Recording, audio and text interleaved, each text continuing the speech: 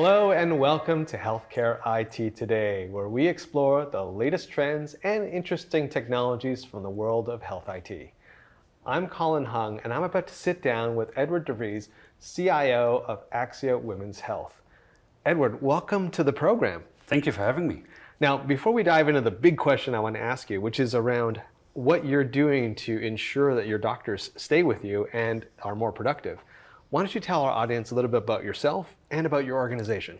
Absolutely. So Axia Women's Health is a medical group. We do primarily OBGYN and fertility. And look, our mission is really to deliver the best care for women. And we do that through ancillary services as well, mammograms, other things, to really take care of our patients. We have about 450 providers in 5 states on the East Coast and in the Midwest. And I've joined Axia in July last year as a CIO, worked before in large health system and also for public companies. And what is it about Axia Women's Health that's really attractive for you right now in terms of the opportunity? Because we were talking off camera of how this is such a needed area of healthcare, and it's a bit sort of underserved, if you will.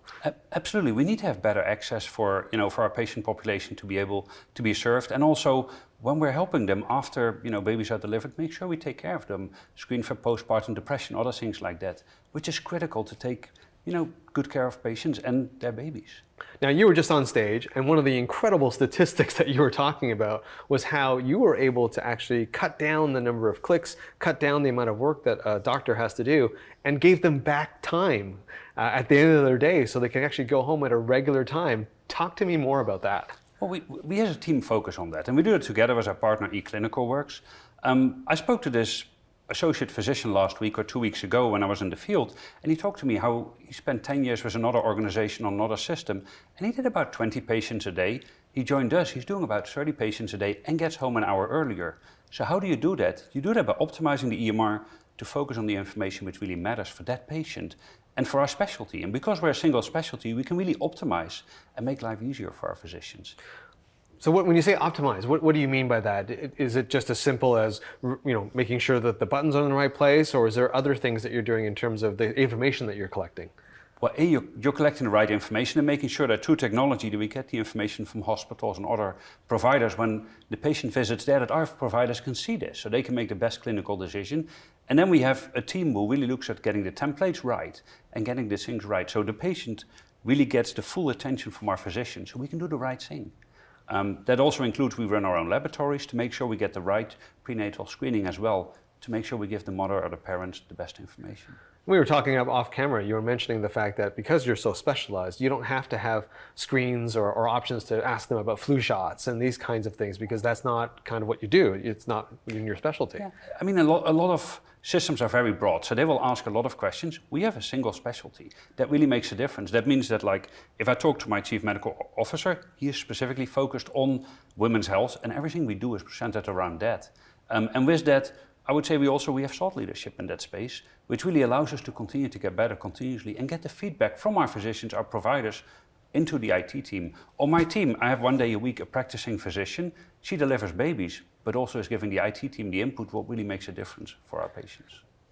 And you were mentioning to me before about some of the changes that you've made to your intake process and how smooth you've made that now and how it was very different than how you were doing it before. Can you talk to us more about that? Absolutely. Look, like many places in healthcare, a lot of it was paperwork based. So when you would walk in, we would exchange paperwork for 3-4 minutes and say, can you sign this? Can you do this? Oh, can you get your card? Can we do this? But we didn't really connect as humans. We were just exchanging paperwork. Now that we're working with eClinicalWorks and Hilo, what we're really getting to is that the patient can do this from the privacy of their own home.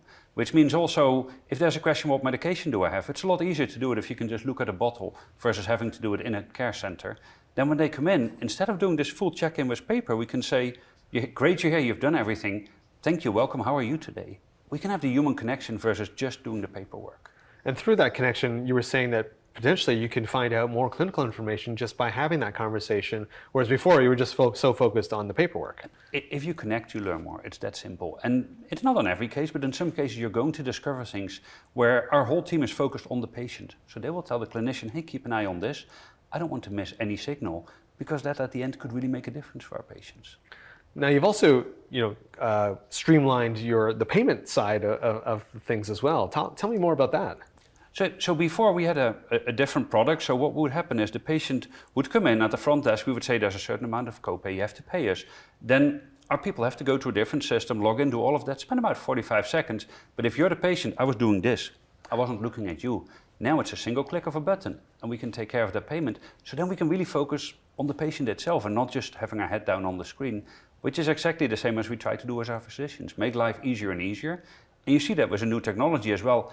How do you allow more time to have heads up, looking each other in the eye, and less time looking at that keyboard?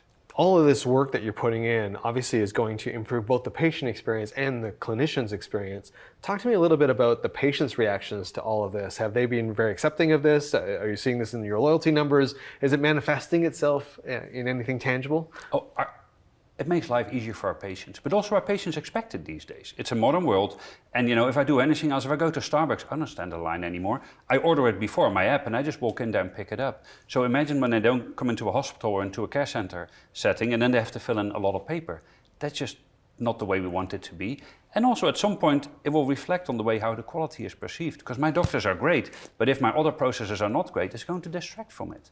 That's not the right thing. And if you look at our company, all of our colleagues in the care centers, they only care about the patient.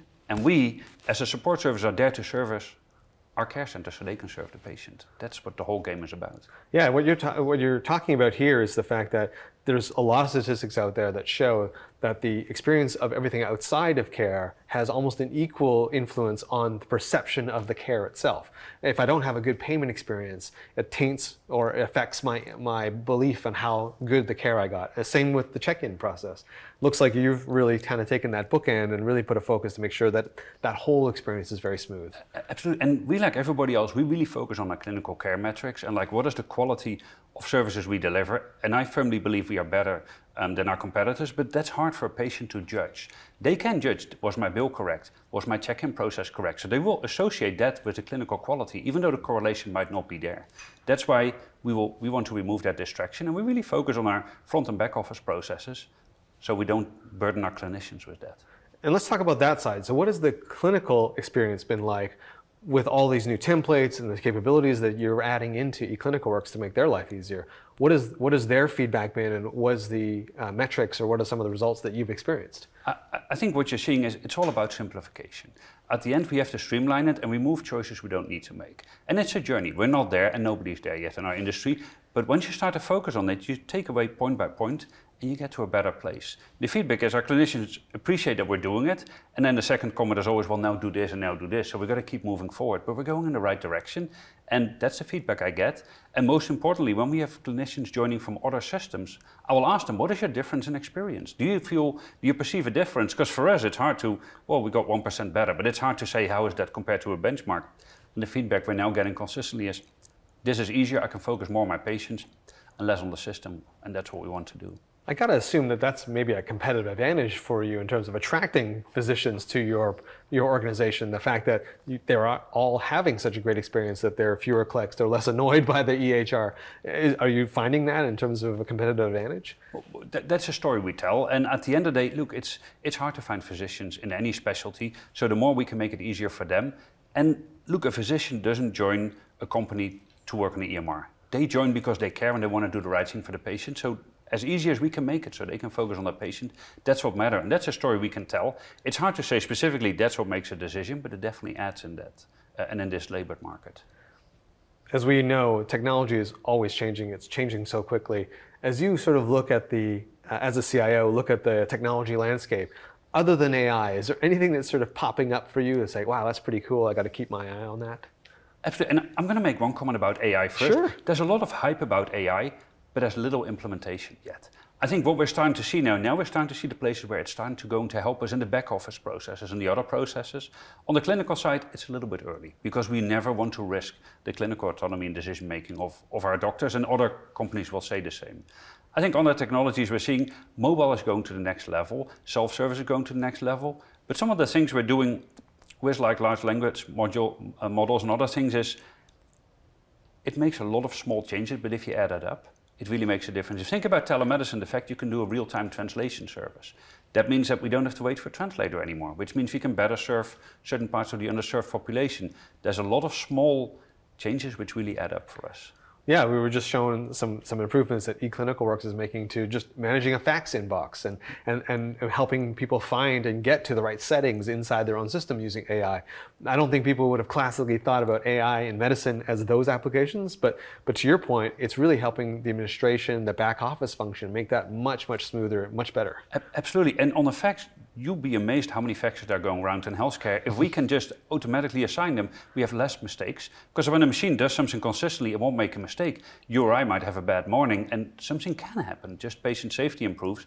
But this is what I mean where this is applied AI. This is not the beautiful story you hear like on most of the presentations, but when you really ask, what are you doing different?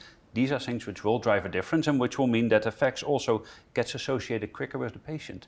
So then if that patient walks into an ER and this information is available, that might make a difference for them. So those are the things we're driving, which we can really implement without taking any risks for our patient safety. For your organization and being so specialized, why was eClinicalWorks the right choice for you? I think it is because eClinicalWorks is focused on the ambulatory space, on the medical group space, which is fundamentally different than inpatient. I think also eClinicalWorks has matured a lot over the years, and they really listen to us. If you look at some of the new products coming out, they've listened to what Axia needs to serve its patients. They've listened to our clinicians, and some of the features you're going to see in some of the new products they're rolling out and some of the things which have recently come out is based on input we've given. That's the partnership we want. And that means also that if other customers come up with innovation, I get it for free. So it helps my organization, it helps eClinicalWorks. You've shared a ton of great information with us today on the camera. Where can people go to find out more about your organization? So we're on the World Wide Web on axiawh.com. And in general, you can just search for Axia. We're delivering about 1% of the babies in the US, so we're pretty easy to find. 1%, that's an amazing statistic right there. I love that statistic. 1%. And that's why we do what we do every day. It's to make sure that that happens well. Amazing, amazing. Well, thank you for being on the program. Really appreciate it. My pleasure. Thank you. This has been Colin Hung with Healthcare IT Today. I want to thank Edward for being on the program today. And if you enjoyed this interview as much as I did, we'd love for you to like and subscribe.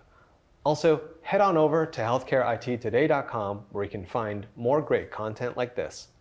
I'm Colin Hung. Thanks for being here, and I'll catch you on the next video.